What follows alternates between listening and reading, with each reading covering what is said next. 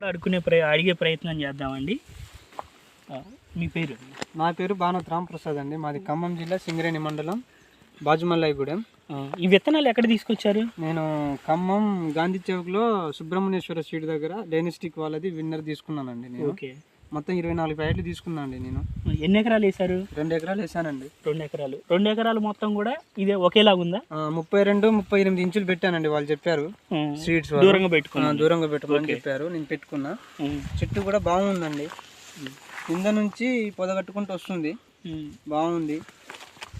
Green fruits బాగున్నాయి. Okay, ఇది ఇప్పుడు మామూలుగా మీకు చెట్టు మీద ఉన్న కాయ వరకు చూసుకుంటే దాదాపు ఎంత వస్తుంది, ఎంత దిగుబడి వస్తుంది అనుకుంటున్నారు? ఇప్పుడు ఒక 20 క్వింటాలు పడ్డదండి. మొత్తం 40 క్వింటాలు కాయ పడ్డది 2 ఎకరాల మీద. 2 ఎకరాల మీద. ఆ 2 ఎకరాలకి ఇప్పుడు మీకు విత్తనాల దగ్గర నుంచి చూసుకుంటే ఎంత ఖర్చు అయ్యి ఉండిద్ది?